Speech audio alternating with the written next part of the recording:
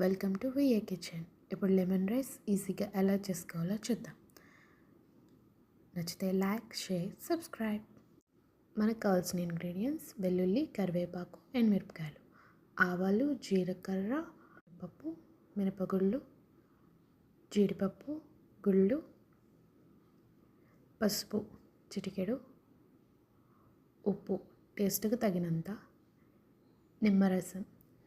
నేను 2 నిమ్మకాయలు యాడ్ చేస్తాను. మీకు పులుపు కావాలితే ఇంకొకటి యాడ్ చేసుకోవచ్చు. టేస్ట్కి తగ్గట్టు ఉప్పు, నిమ్మరసం యాడ్ చేసుకోవాలి.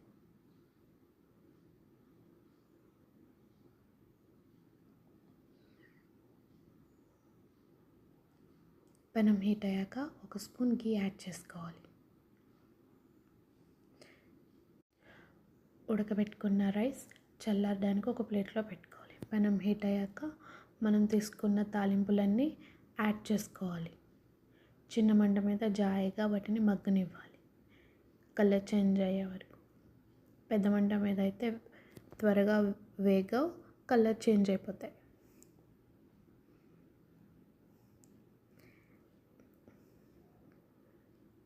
కలర్ చేంజ్ అయ్యాక చిటికెడు పసుపు యాడ్ చేయాలి.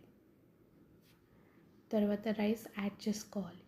రైస్ అంతా పసుపుకు పట్టేలా కలపాలన్నమాట. కలిపాక ఉప్పు మనకు కావాల్సినంత వేసుకోవాలి. వేసుకొని యాడ్ చేసుకొని కలుపుకోవాలి. నిమ్మరసం మనం తినే పులుపుని బట్టి అడ్జస్ట్ చేసుకొని అన్ని ఇంగ్రీడియంట్స్ కలిసేలా కలుపుకొని ప్లేట్లోకి తీసుకుంటే వేడి వేడి లెమన్ రైస్ రెడీ.